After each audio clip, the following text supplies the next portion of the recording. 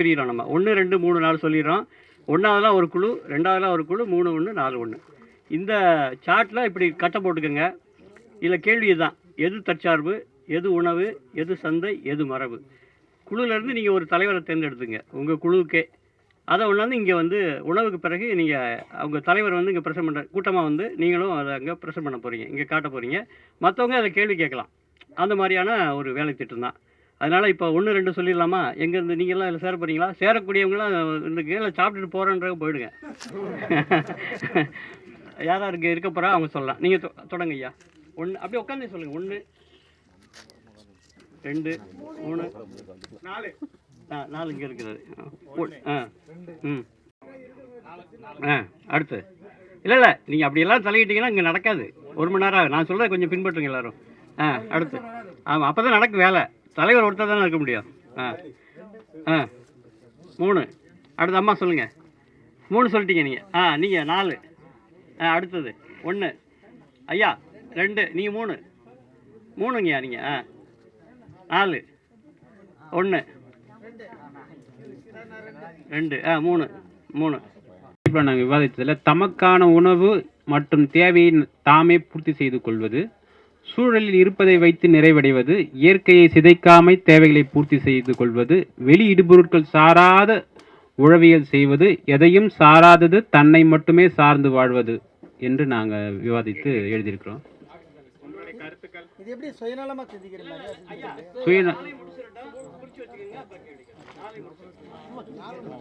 எது உணவு நமக்கான உணவுன்றப்ப உடல் எதை ஏற்றுக்கொள்கிறதோ அதுதான் நமக்கான உணவு.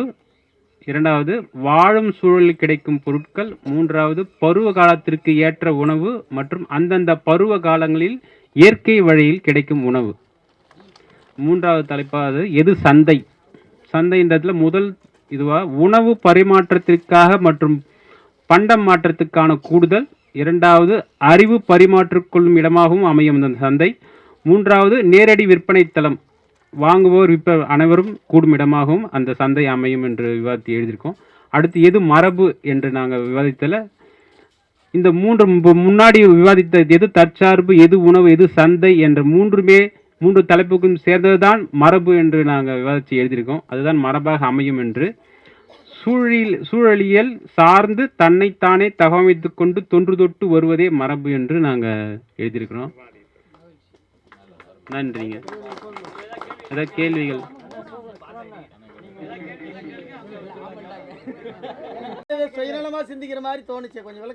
சுயநலமா சிந்திக்கிறது இல்லைங்களா, தமக்கான தேவைகளை முடிந்த அளவு தாமே பூர்த்தி செய்து கொள்வதுன்றது தான் நாங்கள் சொல்லிட்டு இருக்கிறோம். இப்போ ஒரு விவசாயம் செய்கிற ஒரு உழவராக இருக்குன்னா நம்ம நிலத்துல எது கிடைக்குதோ அதை சார்ந்து வாழறோம். இன்னொன்று நமக்கான தேவைகள், இப்போ ஒரு சோப்போ ஒரு ஷாம்போ அது ஒரு மல்டிநேஷனல் கம்பெனிக்கு போகாமல் நம்மளால் அது நாம எப்படி பூர்த்தி செய்து கொள்ளணும், நம்மளே எப்படி செய்து அதை பயன்படுத்துறது. அது மாதிரி சீயக்காய் பயன்படுத்துறது, ஒரு பேஸ்ட்டுக்கு பதில் அந்த பற்பொடி பயன்படுத்தி இப்படி நம்ம தற்சார்பாக கொண்டு வர்றது.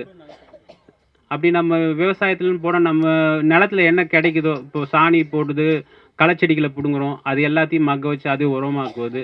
இப்போ எங்கள் வீட்டில் பார்த்தோன்னா செப்டிக் டேங்க் வச்சுருக்கேன். இப்போ அதில் வந்து நான் வந்து பாக்டீரியா உள்ளே போட்டு அந்த தண்ணியை தினமும் வடிகட்டி இப்போ நிலத்துக்கு எல்லாத்தையுமே அதை பாய்ச்சேன். செப்டிக் டேங்க்லேருந்து வர தண்ணி அதை பாக்டீரியா பயன்படுத்தி இப்போ நாற்றம் வராமல் இருக்குது. இப்போ கொய்யா செடி எல்லா செடிகளுக்கும் அது ஊற்றுறேன். இது தற்சார்பு. நான் எந்த உரமும் போடுறதில்ல. இப்போ நான் பஞ்சகாவியா போடுறதில்ல, இப்போ எதுவுமே போடல. இந்த தண்ணி எடுத்து போய் ஊட்டுறேன். என்னுடைய வாழைக்காவோ என்னுடைய கொய்யா மரத்துக்கு கொய்யாக்காய் இவ்வளோ பெருசு காய்க்குது. பாக்டீரியா போடுறோங்களே, அது பார்த்துட்டு சொல்கிறேங்களா. அந்த பாக்டீரியா அந்த செப்டிக் டேங்கில் போட்டுரும். அது தற்சார்பா இல்லை. எல்லாத்துக்கும் போனோன்னா கடைசியா இல்லை, எல்லாத்துக்கும் போனால் நமக்கு விடையே கிடைக்காது. நம்ம இருக்கிறத வச்சு தற்போது சூழல்ல அப்போ 3வதா இருக்கிறது 2வதா இருக்கிற சந்தைக்கு இடமில்லாத பண்ணிடுறீங்களா? அந்த சந்தையை உள்ளூர் சந்தையா இருக்கிறோம். இப்போ எனக்கு நான் எங்கள் வீட்டில் நான்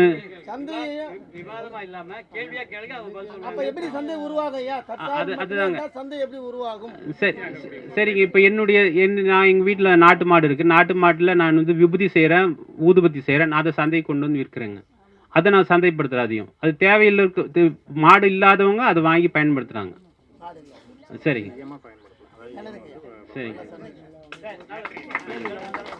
வந்து ஒருத்தர் பேச சொன்னாங்க. நாங்கள் அந்த பணியை வந்து பிரிச்சுக்கிறோம். அதாவது ஒரு ஒரு ஒரு இடத்துல குவிக்காமல் பரவலாக்கிக்கிட்டோம். 4 தலைப்புக்கு 4 பேர் நாங்கள் எடுத்துக்கிட்டோம். அதில் தற்சார்பு அப்படின்றத பற்றி தமக்கும் தம் சமூகத்துக்குமான சேகரிப்பு, அதுதான் தற்சார்பு அப்படிங்கிறது. எது தற்சார்பு அப்படின்னு கேள்வி வந்து எது தற்சார்பு? அது தமக்கும்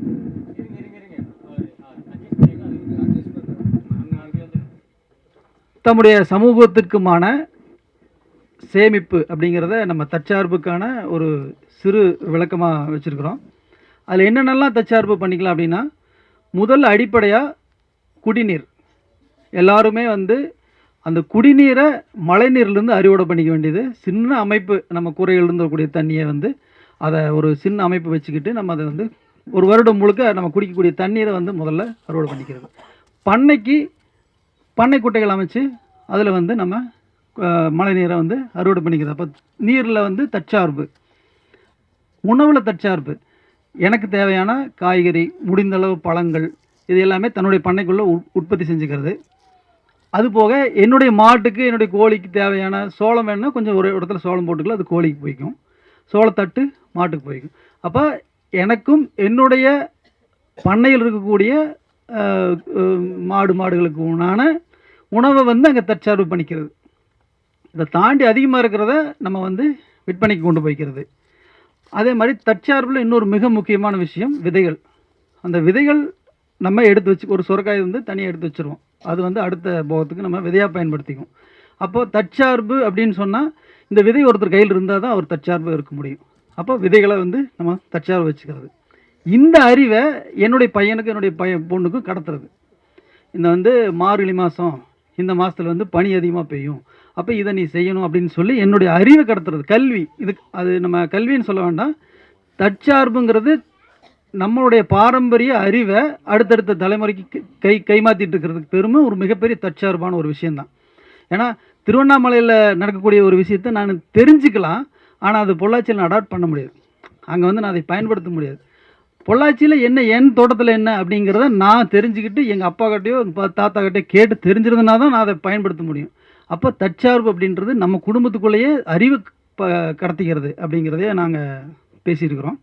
மருத்துவம் அப்படின்னா ஒரு கற்பூரவள்ளி வச்சுக்கிறது, துளசி வச்சுக்கிறது, ஆடவரை வச்சுக்கிறது, இந்த மாதிரி ஒரு சின்ன சின்ன விஷயங்களை வந்து நம்ம பண்ணக்குள்ளேயே வச்சுக்கிறது. வீட்டுக்குள்ளே வந்து குறுமலை பயன்படுத்துறது, அந்த குறுமலுக்கு தேவையான கொடியை வந்து நம்ம ஒரு தென்னை மரத்தில் ஏற்றி விட்டுறது. இது வந்து மருத்துவத்தை தான், அந்த மருத்துவத்துக்கு தேவையான விஷயங்களை நம்ம பண்ணக்குள்ளே உருவாக்கிறது. இது வந்து தற்சார்பு இன்னொரு முக்கியமான விஷயமாக நாங்கள் பேசிக்கிட்டோம். அதே மாதிரி இதுக்கு அடுத்த கட்டத்துக்கு போனோம்னா நம்ம பண்ணைக்கு தேவையான உரங்களை உற்பத்தி செஞ்சுக்கிறது. அது வந்து அமுத கரைசலாக இருக்கலாம், பஞ்சகவியமாக இருக்கலாம், தேமூர் கரைசலாக இருக்கலாம், எதுவாக இருந்தாலும் நம்ம பண்ணையிலேயே நம்ம வந்து அந்த உரங்களை நம்ம வந்து தயார் செஞ்சுக்கணும். அதுலேருந்து எக்காரணம் கொண்டு வெளியிலேருந்து வாங்காமல் இருக்கிறதுக்கு பேர் தான் தற்சார்பு. தற்சார்பு அப்படிங்கிறது இந்த மாதிரியான விஷயங்களையெல்லாம் பேசும்போது இது வந்து மனநிலை சார்ந்தது அப்படிங்கிறத வெற்றி ரொம்ப ஆழமாக சொன்னப்போ. ஏன்னா இது வந்து இன்னொருத்தர் செய்கிறாரு, அவர் வந்து மாதத்துக்கு ஒரு முறை பஞ்சகவியாக கொடுக்குறாரு, நான் வந்து 20 நாளைக்கு ஒருக்கா கொடுக்குறேன், இன்னொருத்தர் கொடுக்கவே இல்லை அப்படிங்கிறதெல்லாம் இல்லை. நம்ம பண்ணைக்கு என்ன தேவை, நம்ம பண்ணைக்கு என்னென்னலாம் செஞ்சால் நல்லாயிருக்கும் அப்படின்றது மனநிலை, நம்ம மனநிலையில் தெளிவாகவும் திருப்தியாகவும் வச்சுக்கிட்டு தற்சார்பு வாழ்க்கை வாழ்ந்தால் அது வந்து சுகமாகவும் நல்ல ஒரு பயணமாகவும் இருக்கும் அப்படிங்கிறது இந்த செய்திகளெல்லாம் வந்து நாங்கள் தற்சார்பு அப்படிங்கிற அந்த ஒரு பகுதியில் வந்து நாங்கள் விவாதிச்சிருக்கிறோம். அடுத்த தலைப்பு வந்து இன்னொரு தலைவர் பேசுகிறார்.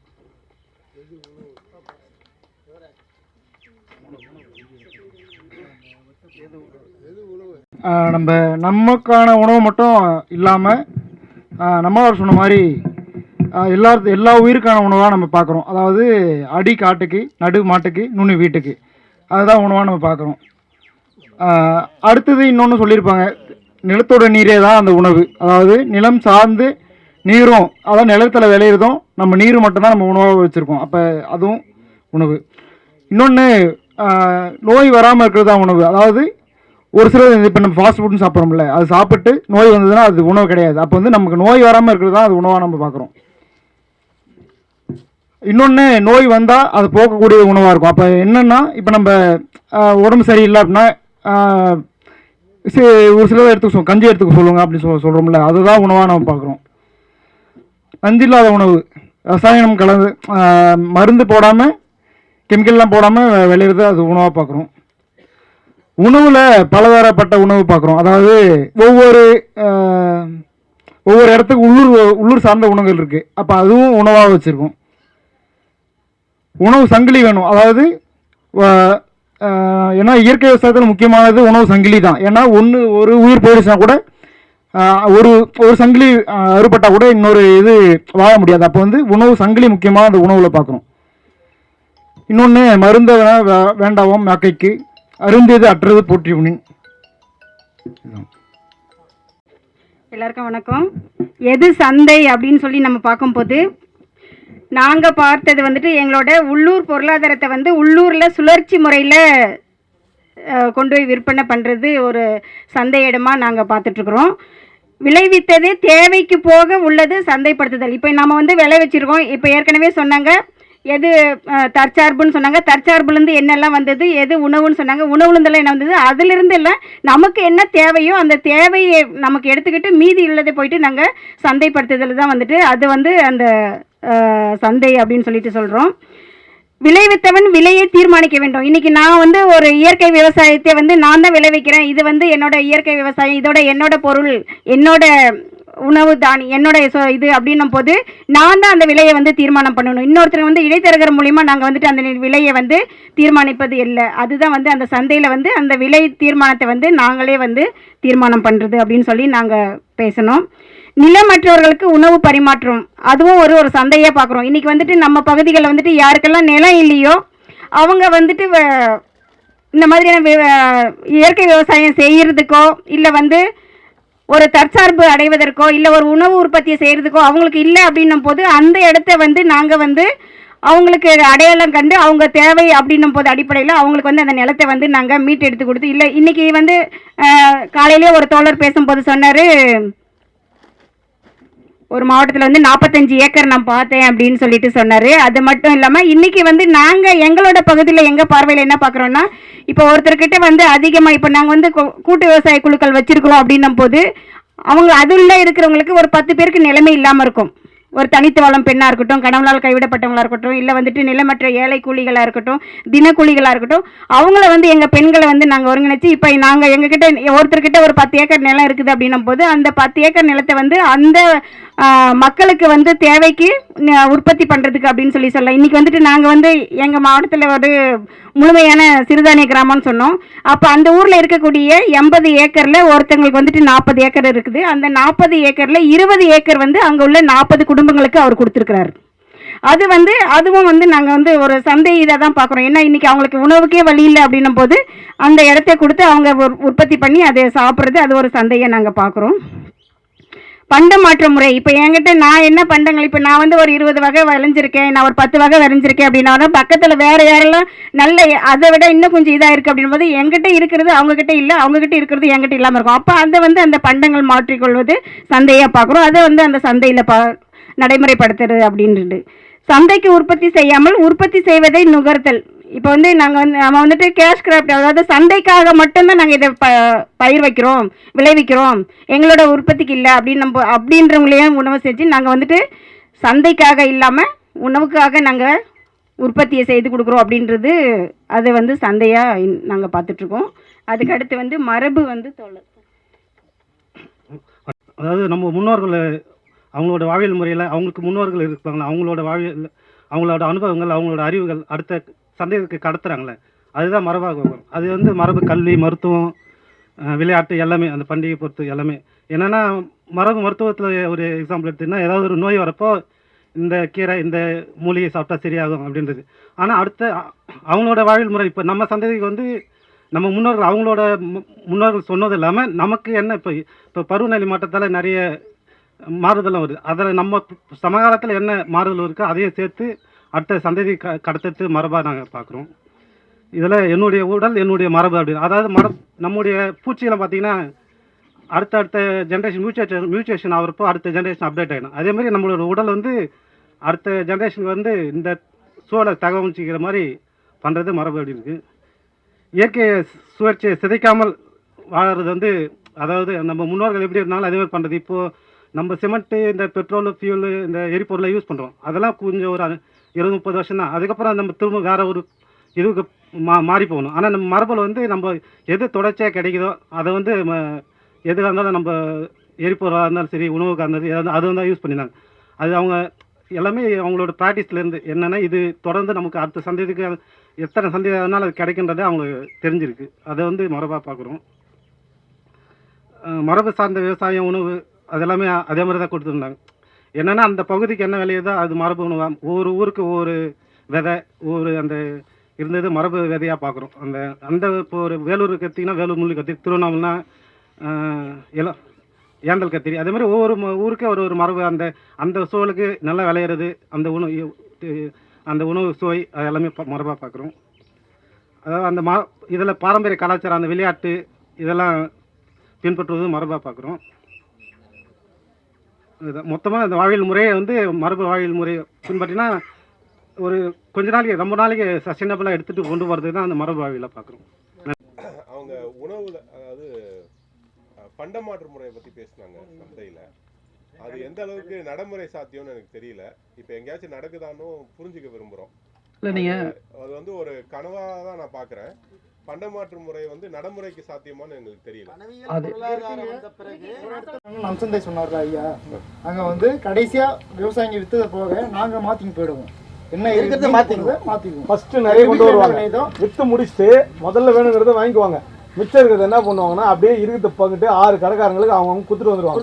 அவங்க என்ன பண்ணுவாங்க, அவங்க எடுத்துன்னு வந்த பொருள் என்னைக்கு நிற்கிறதோ அதை எடுத்து கொடுத்துருவாங்க. எடுத்துக்காட்டு ஜெகனுக்கு பாருங்க, அவன் என்ன பண்ணுவான், வேலை முடிச்சுட்டு வர சொல்ல எவ்வளோ சூப்புக்குது, எவ்வளோ கருப்பு கம்பெனி கஞ்சிக்குது, அது ஒரு 6 கிளாஸ் 7 கிளாஸ் ஊற்றி அவங்களுக்கு கொடுத்துருவாங்க. எல்லா இயற்கை சந்தையிலும் கூட விற்பனை செய்யப்படாத பொருள் இல்ல, கிராமத்துலயும் அது மாதிரி நடக்குதுங்க. கிராமத்துலயும் இப்ப வந்து என்கிட்ட என்ன பண்டம் அதிகமா இருக்குதோ அவங்களுக்கு இல்ல அப்படின்னும் போது அவங்க கிட்ட இருக்கிறத வந்து நாங்க மாத்திக்கிறோம், எங்க கிட்ட இருக்கிறத அவங்க தேவைக்கு எடுத்துக்கிறாங்க. அதான் இது வரவேற்கத்தக்கதான். ஆனா எது நடைமுறைக்கு இருக்குதான்னு இப்ப இன்னொன்னு சொல்றீங்க, இப்ப விதை நெல் எல்லாம் கூட கிராமத்துல பாத்தீங்கன்னா 5 மரக்காய் வாங்கிட்டு அறுவடை செஞ்ச பிறகு 10 மரக்காவை திருப்பி கொடுப்போம். அதுக்கு பணம் நிக்கல, பண்டமா தான் நிக்குது. இப்ப இந்த முறை அவர் விதை கொடுக்குறாரு எனக்குன்னா அடுத்த முறை அவருக்கு விதை நான் திருப்பி தரேன். ஒரு நூலகம் ஒன்று திறந்தோம் திருவண்ணாமலையில், கிட்டத்தட்ட 14 மாதம் ஆகுது. 14 மாசத்துல ஒரு முறை கூட நாங்கள் அரிசி வாங்கினதில்லை. ஆனால் ஒரு நாள் கூட சமைக்காம இருந்ததில்லை. எப்படி அது சொல்லுங்க. அந்த நூலகத்தை பயன்படுத்துகிறவங்களோ இல்லை என்கிட்ட கோர்ஸ் படிக்கிற விவசாயிகளோ நான் காசு வாங்குறதில்ல. விவசாயிங்க எனக்கு கொடுக்குற பொருள் அவங்க காசு வாங்குறது. ஒரு 15,000 ரூபாய் கோர்ஸ் எடுக்கணும்னு வைங்க, அவர் ஒரு மூட்டை நெல் கொடுத்தா கூட அது வேல்யூ வைக்கிறோம் பார்த்தீங்களா.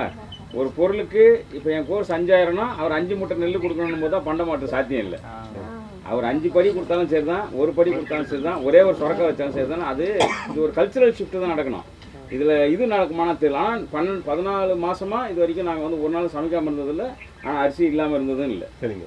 இது ஒரு மாடல். சர்வீஸை கொடுக்குறது, நீங்கள் பொருளை கொடுத்தீங்களே சர்வீஸ் தான் நீங்கள் இருக்கிறதுல காஸ்ட்லி. அதுவும் பண்ண மாட்டேதான்.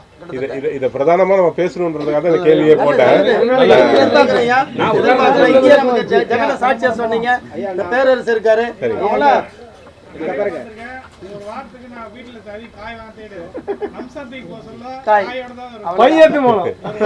இன்னொன்னு சொல்றேன் உங்களுக்கு, இப்ப இவங்க எல்லாம் இருக்காங்க, விதைப்பெரியா இருக்காங்க, தம்பி யுவராஜ் இருக்காரு, சந்திரன் இருக்காரு. பாத்தீங்கன்னா கடைசி நேரத்துல அந்த கிழங்கு விதை திருவிழா முடிஞ்சிச்சுன்னா இவங்க விதை பகிர்வுன்னு ஒன்று நடத்துவாங்க. எல்லாரும் இருக்கிற விதைகளை எல்லாருக்கும் பகிர்ந்து கொடுத்துட்டு 4 மணிக்கு மேல அக்கா உட்கார்ந்தாங்கன்னா அவங்கள சுத்தி பலாப்பழத்துல ஈமிக்கிற மாதிரி வந்து இங்க பாத்தீங்கன்னா துளசி ஐயான்னு இருக்காரு. ஆமா, அவரோட இதுக்காக மருந்து செய்யறதுக்காக நான் இயற்கை முறையில வெள்ளம் செஞ்சுட்டு இருக்கேன். வெள்ளம் கேட்டாருங்க, 50 கிலோ வெள்ளம் கொடுத்துட்டு அவர்கிட்ட ஒரு மூட்டை அரிசி வாங்கி இப்ப சாப்பிட்டு. ஒன்னும் இல்லையா, பணம் முன்னிலைப்படுத்தப்படாமல் உறவுகளும் நட்பும் முன்னிலைப்படுத்தப்படும் போது பண்டமாற்று சிறக்கும். இங்க நந்தாண்ட பாத்தீங்கன்னாக்கா ஒரு 2 வருஷத்துக்கு முன்னாடி நெல் வாங்கியிருந்தேன். 4 வருஷம் ஆகுது. 4 வருஷத்துக்கு முன்னாடி நெல் அறுத்து அவருக்கு திருப்பி கொடுத்துருக்கேன். இங்க பேரரசு அவர் தான் நெல் குத்துவாரு, வாங்கிட்டு வந்து கொடுத்த டிரான்ஸ்போர்ட் மட்டும் தான் நானு.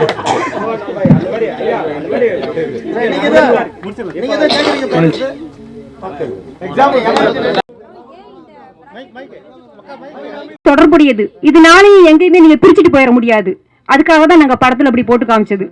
சங்கிலி எது தற்சார்பு?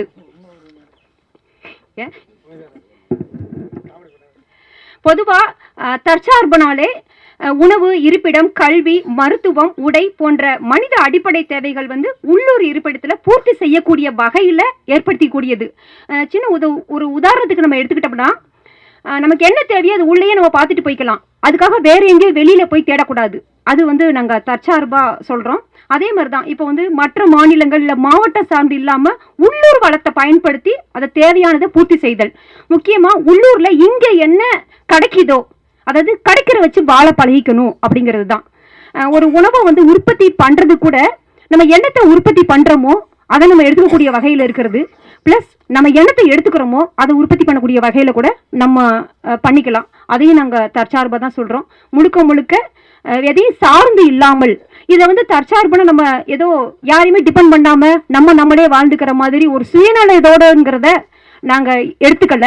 எப்படின்னா அதுதான் தற்சார்பு வாழ்வியல் சொல்கிறோம். அதே மாதிரி தற்சார்பு சமூகமாக இருக்கும், தற்சார்பு பொருளாதாரமாக இருக்கும். உள்ளூர் மையத்துக்குள்ளேயே ஒவ்வொருத்தரும் ஒவ்வொரு வேலைகளை செய்வாங்க. ஏன்னா தற்சார்பு எல்லாத்தையும் நானே செஞ்சுக்கிறதுனா நான் ஒரே ஆள் தான் நான் வாழ்ந்துட்டு போய்க்க முடியும். அது ரொம்ப சுயநலமாக அங்கே போயிடும். அப்போ அந்த தற்சார்புக்குள்ளேயும் பொது நலங்களும் நிறைய இருக்கிறதான் நாங்கள் தற்சார்பா சொல்றோம். உதாரணத்துக்கு நான் ஒரு வேலையை செய்வேன், அதில் திறன்பட்டு நான் இருப்பேன், அவர் அண்ணா ஒருத்தர் இன்னொருதுல திறன்பட்டு ஒரு வேலையை செய்வாங்க. எங்களுக்குள்ள அந்த தற்சார்பை எங்களுக்குள்ளே பூர்த்தி செஞ்சுக்கிடுவோம். அப்ப அதுதான் தற்சார்பு சமூகங்கிறது. அந்த தற்சார்பு சமூகமா வாழ்ந்துட்டு போறது. ஸோ பொருளாதாரங்கிற இடத்துல தற்சார்புன்னு பார்த்தீங்கன்னா தமக்கு தேவையான அந்த பொருளை ஈட்டுதல் கூட தற்சார்பா இருக்கக்கூடிய வகையில பண்ணிக்கிறத நாங்கள் தற்சார்புன்னு சொல்றோம். அடுத்து எது உணவு? உணவுங்கிறது கூட தான் சார்ந்த சூழலில் வளரும் தாவரங்கள், விலங்குகளின் இயல்பான பகுதி பொருட்களைத்தான் நாங்கள் உணவுன்னு சொல்கிறோம்.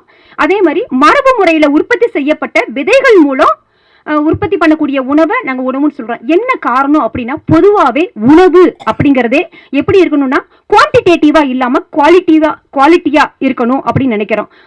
முக்கியமாக ஒரு உணவில் வந்து போதிய சத்துக்கள், நமக்கு தேவையான சத்துக்கள் நிறைந்த உணவாக இருக்கத்தான் உணவுன்னு சொல்றோம். அப்ப அந்த உணவு கூட எதுல கிடைக்கும் அப்படின்னா, அந்த மரபியல் ரீதியான விதைகளை பயன்படுத்தி உற்பத்தி பண்ணக்கூடிய உணவுல நமக்கு அந்த மரபியல் ரீதியான சத்துக்களும் சேர்ந்து கிடைக்கும். அப்படிப்பட்ட உணவை தான் நாங்க உணவுன்னு சொல்றோம். ஏன்னா அந்த வழியா கடத்தப்படும். ஏன் இதை வந்து தொடர்பு படுத்தி சொன்னோம் அப்படின்னா, தற்சார்பு, உணவு, மரபு இதெல்லாம் ஏன் தொடர்பு படுத்தி சொன்னோம்னா, அந்த மரபியல் ரீதியானது ஜெனட்டிக்கலி கடத்தப்படும். அது எங்க கடத்தப்படும்னா, அந்த உணவுனுடைய விதை மரபு விதைகளா இருக்கணும் அப்படிங்கிறத சொல்ல வரோம். ஏன்னா ஒரு தாவரம் உங்களுக்கு எல்லாருக்கும் அறிந்தது தான், ஒரு ஒளிச்சேர்க்கையின் போது ஒரு தாவரம் உணவு வடிவில் 4 வகையான சத்துக்களை வந்து உற்பத்தி பண்ணி கொடுக்கும். அந்த இதில் என்னென்னா கொழுப்பு, புரதம், மாவு. இப்போ அதில் கடைசியாக 4வது ஒரு சத்துங்களும் மரபியல் ரீதியான சத்து. அந்த மரபியல் ரீதியானது கடத்தப்படக்கூடியது அப்படித்தான். ஸோ அதனால் உணவு அப்படிப்பட்டக்கூடிய வகையில் இருப்பதைத்தான் உணவு அப்படின்னு நாங்கள் ஏற்றுக்கிறோம். அடுத்து சந்தை. எது சந்தை அப்படின்னா, ஒரு உற்பத்தியாளரும் ஒரு நுகர்வோரும் நேரடியாக அறம் சார்ந்து விற்பனை முறை இருக்கணும்.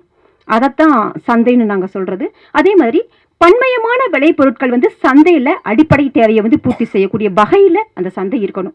பொதுவாகவே எல்லாரும் ஒரே பொருளை கொண்டு வந்து சேர்க்கறது அந்த மாதிரிலாம் இல்லாமல், இப்போ நம்ம வந்து ஒரு விவசாய முறையில் கூட மோனோகிராப் போகக்கூடாது, மல்டி கிராப், இன்டர் கிராப்பிங் பண்ணி அப்படி கொண்டு போங்க நம்ம சொல்கிறோம். ஏன்னா ஒரு பொருள் இல்லைனாலும் ஒரு பொருள் நமக்கு எங்கேயுமே நம்மளை நஷ்டப்படுத்த விடாமல் பாதுகாக்கக்கூடிய வகையில் அந்த சந்தை இருக்கிறதான் நாங்கள் சந்தைன்னு சொல்கிறோம். அப்போ எல்லாரும் ஒன்றதே கொண்டுட்டு போகாமல் ஒரு சமூகமாக, அந்த தற்சார்பு சமூகமாக எல்லாரும் சேர்ந்து பிரித்து ஒரே பொருளை அனைத்து பேருமே கொண்டுட்டு போகாம வெவ்வேறு விதமான பொருட்களை உற்பத்தி செய்து ஒரு இடத்துக்கு கொண்டுட்டு போகும்போது அங்க வரக்கூடிய நுகர்வோர்கள் அவங்களுக்கு தேவையான அனைத்தும் ஒரே இடத்தில் கிடைக்கக்கூடிய வகையில அந்த சந்தை அமையும். ஒரு காய்கறி விற்பனையாளர்களா இருந்தா கூட வெறும் தக்காளியை மட்டும் கொண்டு போய் ஒரு இடத்துல வைக்கிறத விட, அதே ஒரு காய்கறி விற்பனையாளர் பலதரப்பட்ட பொருட்களை உற்பத்தி கொண்டு போய் அங்க வச்சாங்கன்னா ஒரே இடத்துல எல்லாமே ஒரு நுகர்வோர் வாங்கிக்க முடியும். ஸோ அதைத்தான் இன்னைக்கு இந்த சூப்பர் மார்க்கெட் இந்த மாதிரிலாம் அவங்க பண்ணிட்டு இருக்கிறாங்க. அந்த மாதிரி போகக்கூடாது அப்படின்னா நம்ம உள்ளூர் சந்தைகள் அதே மாதிரி சூழலில் கொஞ்சம் மாறுபட்ட யோசனையில் போனால் சிறப்பாக இருக்கும். அதே மாதிரி தரமான பொருட்கள் நெறியான விலையில வந்து நுகர்வோருக்கு பகிர்ந்து கொடுத்தல் முறையில் இருக்கணும். ஏற்கனவே பார்த்தது தான், முக்கியமாக இந்த மதிப்பு கூட்டல் பண்ணுறது அந்த மாதிரி எல்லாம் செஞ்சு ஒரு நுகர்வோர் ஒரு பொருளை கொண்டு போகிறோம்னா அவன் சாப்பிடக்கு எளிமையான வகையில் இருக்கக்கூடிய முறையில் மாற்றி சந்தைக்கு கொண்டுட்டு வர்றது சிறப்பாக இருக்கும். அது தவிர எது மரபு? இது எல்லாத்தோடையுமே தொடர்புடையது தான் மரபு. முன்னோர்களுடைய சூழலை புரிஞ்சு மனிதனுக்கு பொருந்தக்கூடிய வாழ்வியல் நெறிமுறை தான் இந்த மரபுங்கிறது. அதே மாதிரி மரபுங்கிறது இன்னொன்று, நிலத்தின் தன்மையை பொறுத்து நிலம், பொழுது, அதனுடைய கருப்பொருள் அமையக்கூடிய வகையில் அது இருக்கணும். அதே மாதிரி மனித வாழ்க்கையில் புரிதல்களை அடுத்து தலைமுறைக்கும் சூழலுக்கும் பொருந்துமாறு வாழ்வியலாக கடத்தப்படுவது. மரபுங்கிறது, இந்த தற்சார்பு, இது எல்லாமே ஒரு வாழ்வியல் முறைதாங்க. அப்போ அந்த வாழ்வியல் முறையில நம்ம முன்னோர்கள் அந்த கலாச்சாரம், ஒரு உணவு முறையா இருக்கட்டும், எதா இருந்தும் மரபியல் ரீதியா கடத்தப்படணும். அதுதான் மரபு. முன்னோர்கள் நம்ம வந்து ஏற்கனவே ஃபாலோ பண்ணியிருப்பாங்க, அது அடுத்தடுத்த தலைமுறைக்கும் கடத்தப்படும். எந்த ஒரு உணவு பழக்க வழக்கங்களாக இருக்கட்டும், விதைகள், மரபு ரக விதைகளாக இருக்கட்டும், எல்லாமே ஒரு இடத்துல அழிந்து போகாமல் அடுத்தடுத்த தலைமுறைகள் பரம்பரையா பாரம்பரியமா அப்படியே கடத்தி அந்த நல்ல முறைகள், நல்ல வாழ்வியல் முறைகள் கடத்தப்பட்டு போறதுதான் மரபு அப்படின்னு நாங்க சொல்றது. அதே மாதிரிதான் இறுதியாக பகுத்துண்டு பல்லுயிர் ஓம்புதல் தான் மரபு. ஏதாவது விடுபட்டதை நண்பர்கள் சொல்லலாம். இன்னொரு முக்கியமானது, சந்தையில விளைவித்தவர்கள் தான் விலையை வந்து நிர்ணயம் செய்யக்கூடிய வகையில இருக்கணும். அதுதான் ஒரு சிறந்த சந்தையாவும் இருக்குங்க. நன்றி. உங்களுக்கு ஏதாவது அதோட மோனோப்ளேவே பேசிட்டு இருக்கோம். தற்சார்புன்றது சிந்தனையில் இருக்கணும். இப்போ சிந்தனையில் தற்சார்பு இருந்ததுன்னா எல்லாத்துலேயுமே தற்சார்பாக ஆகிடலாம். இப்போ எடுத்துக்காட்டுக்கு வந்து உணவு, இருப்பிடம், கல்வி, மருத்துவம். இப்போ எல்லாமே நம்ம மருத்துவம்னா வந்து எல்லாம் வெளியிலேருந்து வரணும் அந்த மாதிரி. இப்போ ஏதாவது ஒரு உடம்பு சரியில்லைனாலும் அலோபதி டாக்டர்கிட்ட சர்டிஃபிகேட் வாங்கினா தான் ஒத்துக்கிறாங்க. அது ஆனால் 5-6 முறை மருத்துவம் வந்து கவர்மெண்ட் அப்ரூவ் இருக்குது. ஸோ அதை நம்மளோட மருத்துவத்தை நம்ம வந்து அதை மதிக்கிறதில்ல. அதேமாரி கல்வி முறை அமெரிக்காவிலையும் யூரோப்லேருந்து வர்றது தான் பாடம் நினச்சிட்டு அந்த மாதிரியான கல்விக்கூடங்களை சேர்க்கறது, இதெல்லாம் தான் வந்து தற்சார்பில் வந்து காண்டுட்டு போகிறோம். எல்லாமே விவசாயத்தை பற்றி பேசுகிறோம். நம்ம விவசாயத்திலிருந்து வந்த வருமானத்தை நம்ம எங்கே போய் முதலீடு பண்ணுறோம்? நம்ம இங்கே இந்த சமூகத்துக்கு பயன்படுத்துகிறோமா? இல்லை. அது ஏதோ ஒரு நிறுவனத்திற்கு, அது மருத்துவத்துக்கோ இல்லை கல்வி நிறுவனங்களுக்கோ இப்படி தான் போயிட்டுருக்கு. இப்போ தற்சார்புன்றது நம்மளோட அடிப்படை தேவைகளோட கூறுகளோட எல்லா வகையிலும் இருக்கணும். அதுதான் முழுமையான தற்சார்பு. அப்புறம் உணவுன்றது வெறும் நம்ம வாய் வழியாக சாப்பிட்றது மட்டும் உணவு கிடையாது. நம்ம வந்து வெப்பமும் உணவு தான், காற்றும் உணவு தான், நீரும் உணவு தான், நம்ம ஓய்வும் உணவு தான். இப்போ நம்ம உணவுக்கு அது செரிமானம் ஆகணும்னா இயக்கம் இருக்கணும். இயக்கத்துக்கு வந்து நம்ம வேலை செய்யணும். இப்போ நம்ம முன்னாடி ஏர் அடித்த மாதிரி இப்போ யாருமே ஏர் அடிக்க முடியல, அண்டை வெட்ட முடியல. அப்போது நம்ம உழைப்பிலேருந்து தற்சார்பு கிடையாது. வெறும் தற்சார்புனா மருந்து போய் கடையில் வாங்காமல் சாணி மட்டும் போடுறது தற்சார்பு கிடையாது. உழைப்பில் தற்சார்பு கிடையாது. சிந்தனையில் தற்சார்பு கிடையாது. தொழில்நுட்பத்தில் தற்சார்பு கிடையாது. இதே இயற்கை விளைபொருளில் நம்மாழ்வார் சொல்லி கொடுத்தது பண்ணுறோம்.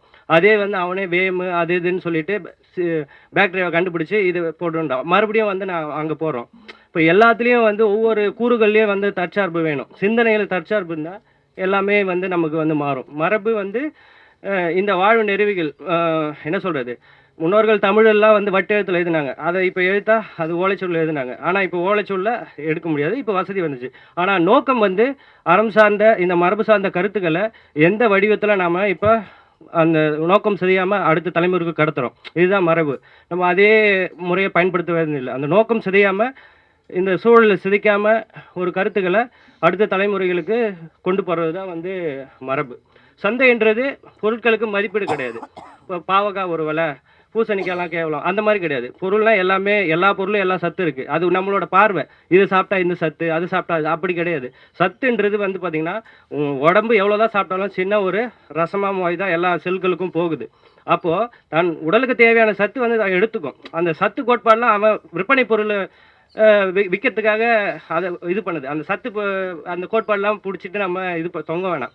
நம்ம மரபு அறிவை வந்து நம்ம வளர்த்துக்கிட்டே போதும்.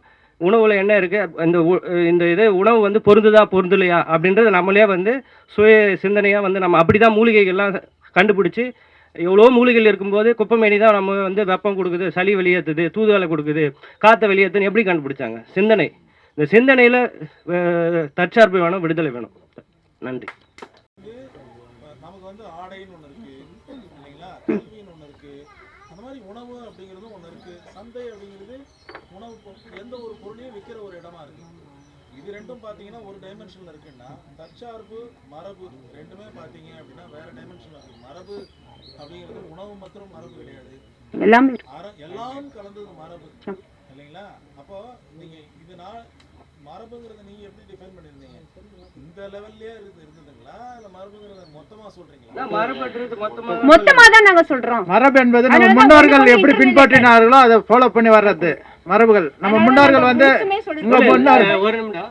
இது பாத்தீங்கன்னா மரபு வந்து விவசாயம் சார்ந்தது மட்டும் கிடையாது. உங்களுக்கு பாத்தீங்கன்னா நம்ம மனிதனுக்கு தேவையானது எது என்ன, நம்ம இப்போ வந்து மற்ற நிறுவனங்களையோ இல்லை தனி முதலாளிகளோ அரசாங்கத்தையோ சார்ந்து இருக்க ஒரு பயிர் வந்து நஷ்டமாயிடுச்சு, எங்களால் அது வந்து அதை பேர் பண்ண முடியல, அரசாங்கத்தை சாங்குறோம். ஓகேங்களா? அது வந்து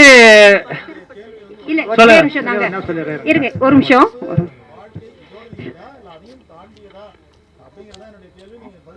இருங்க, வாழ்வியல் அதுக்கு தான் முன்னாடியே சொல்லிட்டோம். மரபுங்கிறதே வாழ்வியல் முறை தான். அதுல எல்லாமே வந்துருதுங்க உங்களுக்கு அந்த ஒரு வார்த்தையிலேயே. கூறுகள் எல்லாம் மனிதனுக்கு அடிப்படையான தேவையான கூறுகள்ல வந்துரும். குறிக்கிறதுக்கு மன்னிச்சுக்கோங்க ஐயா, நீங்க எந்த ஊர் ஐயா? என்ன டீம் இருந்தீங்க? அவர் கூட சொன்னார் இல்லைங்களா சில விஷயங்கள். அதாவது நம்ம வயத்தை வந்து நெப்பிக்கிறதுக்காக நிறைய தூக்கி நம்ம போடுறதை விட நல்ல சத்துக்கள் உடையக்கூடியதா குவாலிட்டேட்டிவான ஃபுட்டு கம்மியா நம்ம சாப்பிட்டாலும் போதுமானதா நம்ம இருக்கும் அப்படிங்கிறதுக்காக தான் அந்த இதை சொன்னதுங்க. வேற ஏதாவது சந்தேகங்கள்?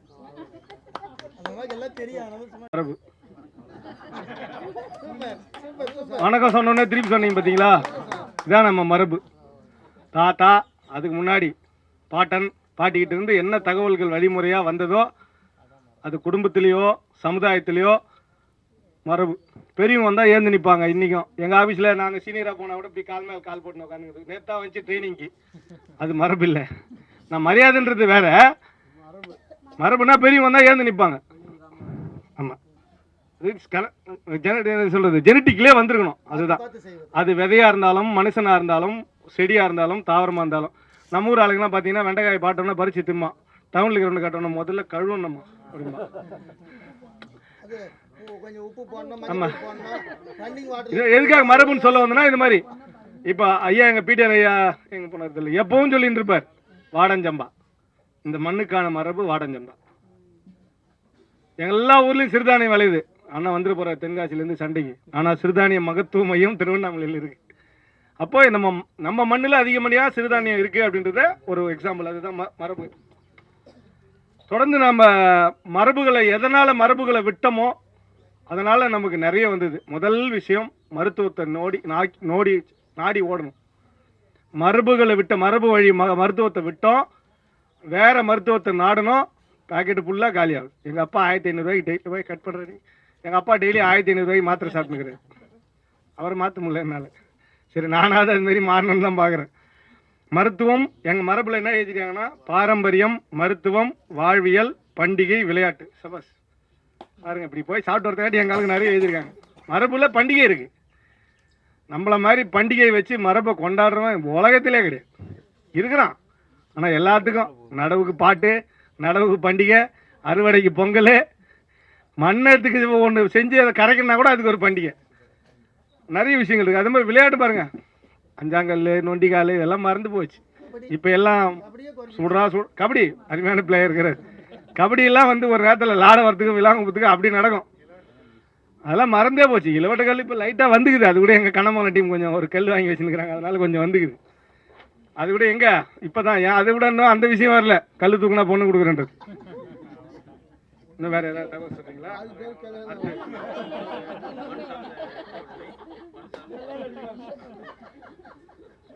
உணவில் வந்து நம்மளோட உணவு மண் சார்ந்து, பருவநிலை சார்ந்து, அன்று விளையக்கூடியது. பருவநிலை சார்ந்து விளையக்கூடியதுன்னு எழுதியிருக்காங்க. வட்டார உணவு, அருமையான வார்த்தை, வட்டார உணவு. மேலே போனீங்கன்னா சாம சோறு சாப்பிடுவோம், கீழே வந்தால் சாம சோறு அதிகம் தெரியாது. இன்றைக்கும் பழைய சோறு சாப்பிடாதவன் நம்ம பக்கத்தில் எங்கள் ஐயா ஒருத்தர் செய்யாரில் ஆச்சார் ஒருத்தர் வேலை செய்கிறாரு. என்கிட்ட சொர்ண மசூரி வாங்கினார். இன்ன வரலாம் அவருக்கு 4 வருஷமாக நான் அன்சாட்டிஸ்ஃபைடு கஸ்டமர் வெண்டாராகிறேன். 4 வருஷத்துக்கு முன்னே கொடுத்த சொர்ண மசூரி இன்ன வரலாம் அவர்கிட்ட கொடுக்க முடியல. அந்த பழைய சாதம் மாதிரி எனக்கு இல்லை நந்தா அப்படின்னாரு. ஏன்னா தினமும் ஒரு வேளையாவது ஒரு கை பழைய சாதமாவது இயற்கை வேளாண்மையில் விளைந்த அரிசியில் பழைய சாதம் சாப்பிட்டு போகிறது அவங்க குடும்பத்தோட வழக்கம். இன்னவரெல்லாம் அந்த மாதிரி நான் ஒரு கஸ்டமரை பார்க்கல. எங்கே போனாலும் சொல்லுவேன். ஏன்னா அந்த பழைய அவர் 4 இட்லி இருந்தால் கூட வீட்டில் 2 இட்லி வச்சுட்டு பழைய சாதம் ஒரு கை போட்டு சாப்பிட்டுட்டு 2 இட்லி அப்புறமா அவங்க சொன்னாங்கன்ட்டு சாப்பிட்டு போகிற ஆசிரியர், பேராசிரியர் கல்லூரி. அது மாதிரி வட்டார உணவுகளை நாம் மறந்து போனதும் நம்ம உணவில் ஒரு விஷயம்னு சொல்லி எங்கள் குழு சொல்லியிருக்கு. அடுத்து படிக்கிறீங்களா? வாங்க வாங்க, சரியான டீமாக இருக்கு. இப்போ தெரியாதனமாக பேர் கொடுத்துட்டேன். தற்சார்பு, விதை, கால்நடை, பழம், சுயமான தயாரிப்பு, மருத்துவம், இதெல்லாம் தற்சார்புன்னு எங்கள் டீம் சொல்லுது. விதை அருமையான தற்சார்பு. ஆமாம், கண்டிப்பாக விதையை நோக்கி ஒருத்தங்கிட்டு போனதுனால தான் கொஞ்சம் கொஞ்சமாக அடிமையாகிட்டே இருக்கும். விதைக்கு இன்னமும் நம்ம சமுதாயம் போராட்டி தான் இருக்குது. அந்த வகையில் நமக்கு பாரம்பரிய விதைகள் மையம் ரொம்ப அருமையான முன்னெடுப்பை தெய்வ திரு வலையாம்பட்டு வெங்கடாசலம் ஐயாவும் மீனாட்சி ஐயாவும் இது 25-30 வருஷத்துக்கு முன்னே இதை பற்றி சிந்திச்சிருப்பாங்க போல். சாதாரணமாக அந்த விஷயத்தை அப்படி கையில் எடுத்து நிற்க வச்சுட்டாங்க. எங்கேயுமே வலையாம்பட்டாரோட நிறைய இன்றைக்கும் வலையாம்பட்டார் ஐயா பேசுகிறதுக்கு விஷயங்கள் இருக்குது. இங்கே ஐயா மாதிரி ஆட்களுக்கெல்லாம் தெரியும், அவங்க பன்முகமான விஷயங்கள். நம்மள மாதிரி விவசாயிங்க என்ன பண்ணுறாங்கன்னா, அவர் இன்னமும் விவசாயம் மட்டும்தான் அப்படின்னு பார்க்குறாங்க. ஆனால் வெளியே போய் பேசும்போது சென்னையில் ஒரு ஐயா இருக்கார், அவர் வந்து இவரோட அந்த எழுத்துக்களெல்லாம் பற்றி பேசும்போது, ஐயா அவர் விவசாயியா, நான் அவர் பெரிய ஆராய்ச்சியாளர் எழுத்தாளர்னு நினச்சேன் அப்படிங்கிறார்.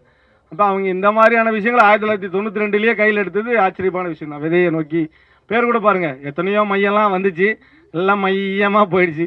நம்ம மையம் மட்டும்தான் கால்நடை கலசப்பாக்கம் பாரம்பரிய விதைகள் மையம். எந்த புயல் வந்தாலும் அசங்காமல் இருக்குது. கால்நடை கண்டிப்பாக நம்ம தொண்டை நாட்டு கால்நடைகள்லாம் இன்றைக்கி அத்து போச்சு. காலையில் விடியாலும் 4:30 மணிக்கு சென்னையிலேருந்து இறங்கி போகிறேன், வேக வேகமாக இருட்டில் வியாபாரம் நடக்குது. என்னடாண்ணா அந்த வியாபாரத்தை ஏன் கேட்குற, முதல்ல அவங்க தான் வாங்கி போகிறாங்க மாட்டேன்னா. என்னடாண்ணா நாளைக்கு காலையில் அது சரி பண்ணிவிடுவாங்க அப்படின்னா. சரி, இப்போ அந்த வியாபாரி மட்டும் தான் இப்போ வந்துட்டுருக்கான். உழவு ஓட்டுற வியாபாரி, பால் கறக்கிற வியாபாரிலாம் காலையில் 5 மணிக்கு தான் வரான். ஏன்னா அது வேறு விதி இல்லை, விவசாயிக்கும் வேறு விதி இல்லை, அவங்களுக்கும் வேறு வழி இல்லை. அதனால் அதை வந்து தொடர்ந்து பயன்படுத்துகிறாங்க. பழம் போட்டிருக்காங்க. என்ன பழம்னா என்னென்ன, நம்ம பக்கத்தில் வளர்க்குற பழம் பழகுது. ரைட், ஆமாம். பின்ன நம்ம ஊரில் விளையிற கொய்யா பழத்தையும் இதுவை விட்டுட்டு மரநெல்லியை விட்டுட்டு ஆப்பிளுங்கிறான். அது 450 ரூபாயிலேருந்து 250 ரூபா வரையிலும் விற்கிது. அது ஒன்றும் புரியல. ரைட்டு, சுயமான தயாரிப்பு நல்ல விஷயம். முன்னாடி கூட யாரோ தோழர் பேசும்போது சொன்னார், இந்த தோழர் தான் நினைக்கிறேன், சீக்கா பொடின்னு. இன்னும் நிறைய வீட்டில் சீக்கா பொடிக்க வழியே இல்லாமல் போயிடுச்சு. பூந்தி கொட்டியும் சீக்கா பொடியும் வாங்குறதே கிடையாது. நேராக கடைக்கு போய் அது ஒன்று ஷாம்பு. அடுத்தது மருத்துவம். உண்மைதான், நிறைய விஷயங்கள் வெளியே ரெக்கார்ட் ஆகிட்டு இருக்கு. கொஞ்சம் அடக்கி வாசிங்கன்னா அதிகப்படியான ஃபெர்டிலிட்டி சென்டர்ஸ் வந்ததுக்கு காரணமும் நம்ம விவசாயம் தான். நம்ம விவசாயத்தை நாம் விட்டுட்டு வெளியே போனதும் தான் இன்றைக்கி பெரிய காரணம். நகரங்களில் இருக்கிறவங்களுக்கு இது வந்து எனக்கு ஒரே ஒரு வருத்தம், அது சபையில் இப்போ பதிவு வைக்கிறேன். 1 கிலோ அரிசி எங்கள் விவசாயி 80 ரூபான்னு சொன்னால் வாயா 80 ரூபாயாங்கிறான். ஆனால் டாக்டர் கிறுக்கி எழுதிட்டு 350 ரூபா பீஸுக்கு ஒரு 550 ரூபா எந்த மெடிக்கல் ஷாப்பில் வெளியே வாங்கிக்கிடா, நாளைக்கே இதே சீட்டை கொண்டு வாடான்றப்ப கம்முன்னு கொடுத்துட்டு வாங்கி போட்டுன்னு வரான். அவன் வாங்குற 7,000 8,000க்கு மாதம் 1000 ரூபா மருத்துவத்துக்கு போகுது. ஆனால் நம்மகிட்ட 1 கிலோ அரிசி 80 ரூபான்னு சொன்னால் 80 ரூபாயா, 50 ரூபாய்க்கே மார்க்கெட்டில் கிடைக்குதுன்றான். இதுதான் மருத்துவம். ஆமாம், சந்தை பாருங்கள், எங்கள் சந்தை வந்து 2 சந்தை தான் பழகுது. பெரிய சந்தைலாம் காணும். உள்ளூர் சந்தை ஒன்று, பண்டமாற்று முறை ஒன்று. உள்ளூர் சந்தையை பற்றி தான் நம்ம தொடர்ந்து இங்கே வந்திருக்கிற அன்பான விவசாயிகளுக்கு எல்லாமே சொல்ல விரும்புவது. காலையில் சகோதரர் மைத்துனர் பேரரசு பேச வச்சதும், சகோதரர் பேச வச்சதும், இன்னொரு சகோதரர் தயாராக இருக்கார் பேசுறதுக்கு. கண்டிப்பாக இன்றைக்கி இல்லைன்னா நாளைக்காவது அவர் கொடுத்தாகணும். கண்டிப்பாக உள்ளூர் சந்தையை இங்கே வந்திருக்கிற விவசாயிகள் கையில் எடுங்க. உங்கள் பகுதியில் அண்ணன் கார்த்திக் மணியரசு மாதிரி ஒரு குறிப்பிட்ட சமுதாயத்தையாவது கூட்டுங்க. இதே கலசபாக்கம் பாரம்பரிய விதைகள் மையம் நான் 2018 வந்து சேர்றேன்.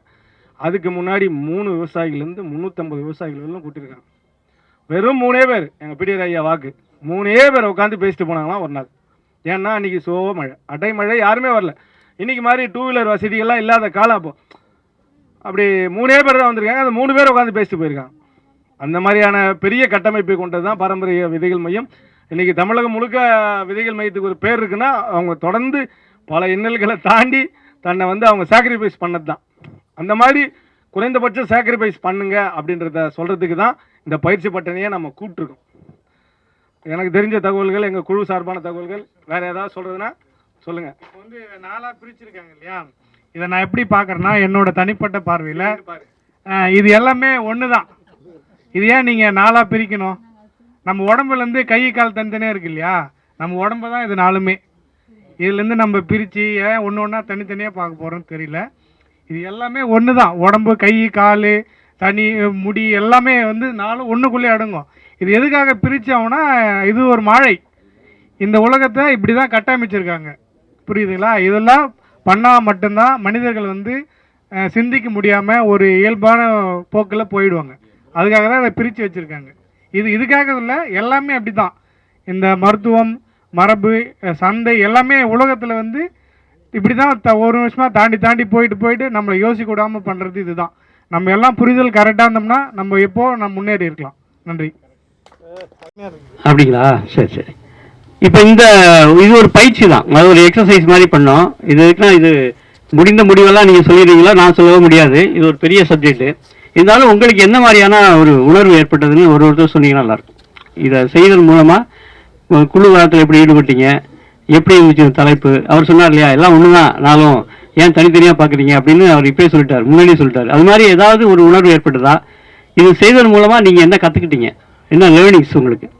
இதை செய்வதன் மூலமாக என்ன தெரிஞ்சுக்கிட்டீங்க, என்ன கற்றுக்கிட்டீங்க, என்ன புதியதாக உங்களுக்கு பார்வைப்பட்டது, அல்லது எப்படி சிரமமாக இருந்ததா அப்படிங்கிறதான் சொல்லலாம். ஒருத்தர் 2 பேர் அப்படி நீங்கள் சொல்லுங்கள்.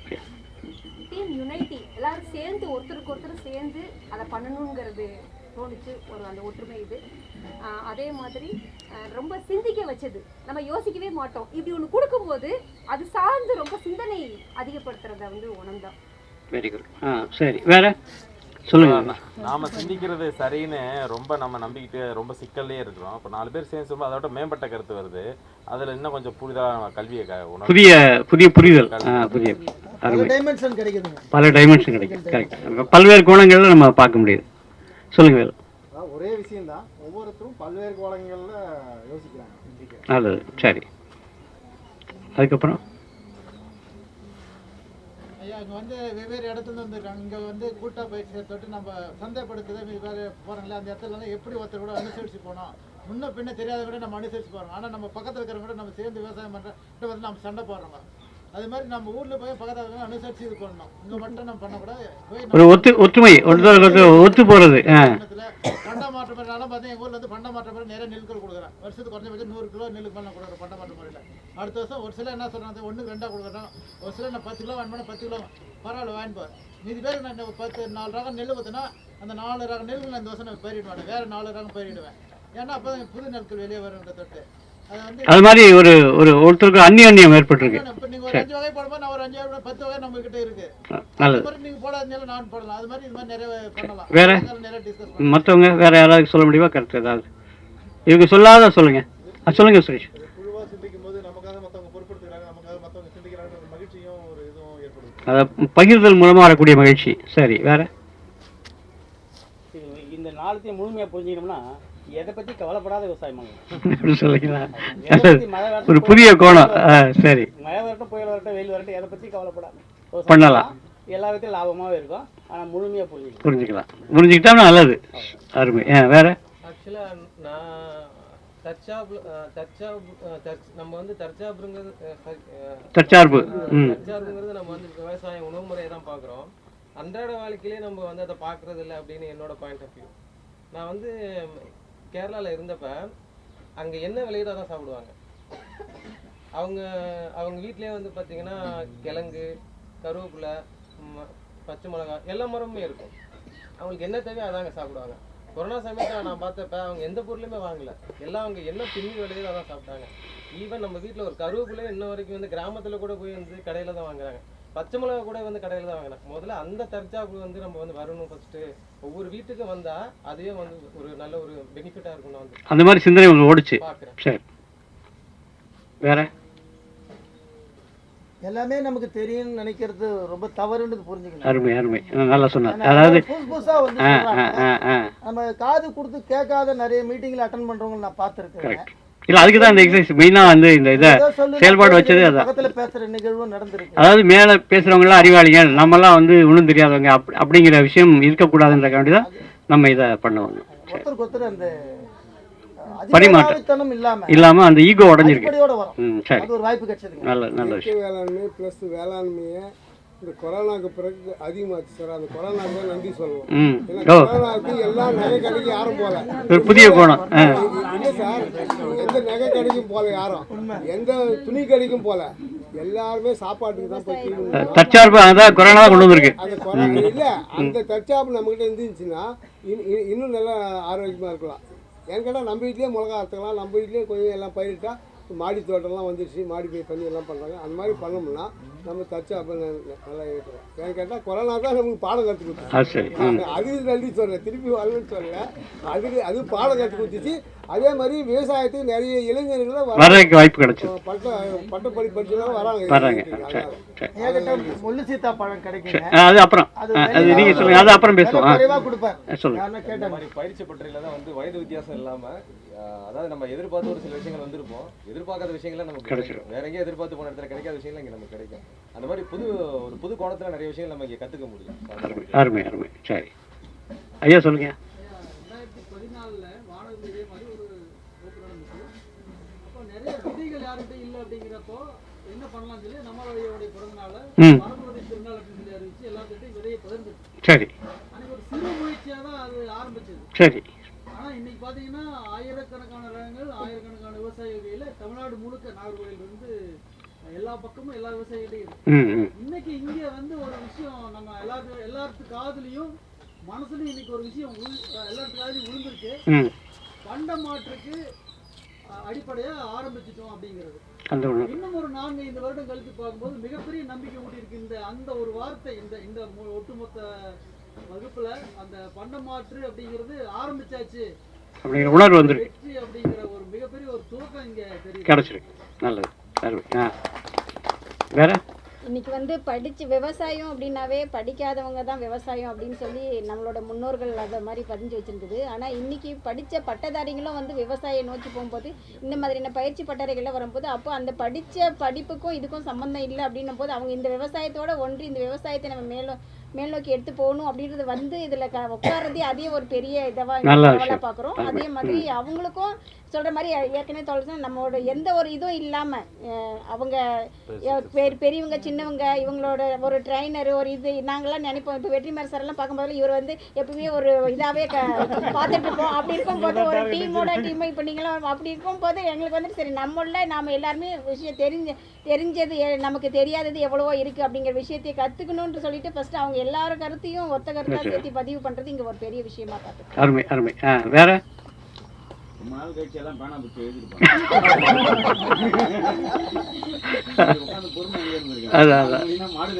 அருமை.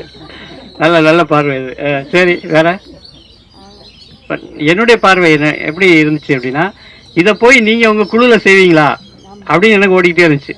நான் என்ன யோசிச்சேன் அப்படின்னா யோசிச்சிட்டே இருந்தேன்னா இது வந்து நமக்கு ஒரு சின்ன லேபு, இது இந்த இடத்துல நம்ம செஞ்சு பார்க்குறோம்.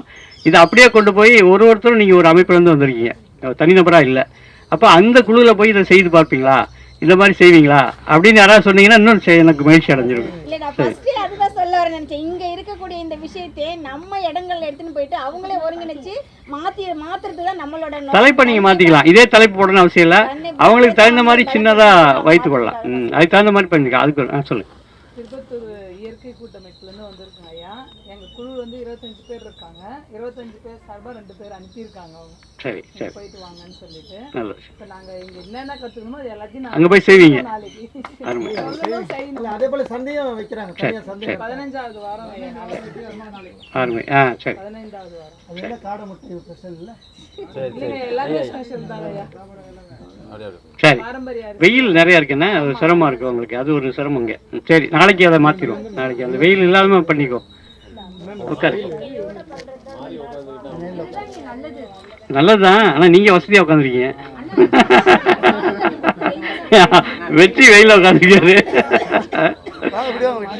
சரி சரி நல்லதுதான். அதனால் இது கொஞ்சம் நம்ம கேட்குறதுக்கும் சிந்திக்கிறதுக்கும் கொஞ்சம் இடைஞ்சலாக இருக்கும் சில நேரங்களில். சரி பரவாயில்ல, நம்ம கொஞ்சம் வெயில் இறங்கிடுச்சு, இன்னும் கொஞ்சம் நேரம் பேசலாம் நம்ம. சரி இதை இப்போ முடிச்சுக்கோமா, இதில் வேறு எதாவது சொல்ல வேண்டியிருக்கா? வந்து இதில் பங்கெடுக்க வைக்கிறதுக்கான ஒரு விளையாட்டு தான் அது. இது ஒரு ஜஸ்ட் அ கேம், அவ்வளோதான். இது ஒரு விளையாட்டு, அவ்வளோதான். நான் வந்து இதை என்னுடைய நோக்கம் என்னவாக இருந்துச்சுன்னா அவங்க எல்லாரையும் பங்கெடுக்க வைக்கணும், ஒரு சின்ன விளையாட்டு விளையாடணும், ஜாலியாக இருக்கணும். இப்போ வந்து ஏதோ பேசுகிறாரு அங்கேருந்து காலையில் ஐயா பேசுனாங்க இல்லையா, அது பாஸ்கர் பேசுனா அதோட டஃப்பாக இருந்துச்சா, ரெண்டும் நான் பயந்து போயிட்டேன். இன்னமும் ஆச்சோ, ஏதோ மத்தியானம் மேலே யாரும் வரமாட்டீங்களோன்னு எனக்கு ஒரு பெரிய அச்சமாகி போச்சு. அப்போ ஏதாவது உங்களை வந்து லேசாக்கணும்னு இருக்க வேண்டியதான் இது. ஆனால் அடுத்து கொஞ்சம் டஃப்பாக தான் இருக்கும், வேறு வழி இல்லை. அது வேறு அதுக்குள்ளே போவோம், நம்ம அதுக்கு தயாராகிடும். அப்போ இது ஒரு சின்ன விளையாட்டு தான். இது மாதிரி நீங்கள் எல்லாமே குழந்தைகளோட செய்யலாம், அதே போல் நம்ம விவசாயிகளோட செய்யலாம், குடும்பத்தில் செய்யலாம், அந்த மாதிரி செய்யலாம். இந்த மாதிரி நிறைய விளையாட்டுகள் இருக்குது. சரிங்களா? இப்போ இதை முடிச்சுக்குவோம், அடுத்து போகலாம். இந்த மரபு பேசணும் இல்லையா, மரபு அப்படின்னு நமக்குன்னு ஒரு வகையான சிந்தனை மரபு இருக்குது. எப்படி பார்த்தோம் அப்படின்னா, நமக்கு பொருள் வேணும் இல்லையா, பொருள் ஈட்டணும், அந்த பொருள் ஈட்டி நம்ம வந்து பயன்படுத்தணும். அதே நேரத்தில் அந்த பொருள் எதுக்கு ஈட்டுறோம்? சம்பாதிக்கணும்ல, அது எதுக்கு? அதுக்கு நோக்கம் இருக்கணும்ல. வசதிகள் எதற்கு? மகிழ்ச்சியாக இருப்பதற்கு. நல்லா சொன்னாங்க, மகிழ்ச்சியாக இருப்பதற்கு. அதாவது பொருள் இல்லையா, அந்த 3 ஆஸ்பெக்டும் நம்ம அறம் பொருள் இன்பம் அப்படின்னு வள்ளுவர் சொல்கிறார். இந்த 3ஐயும் ஒரு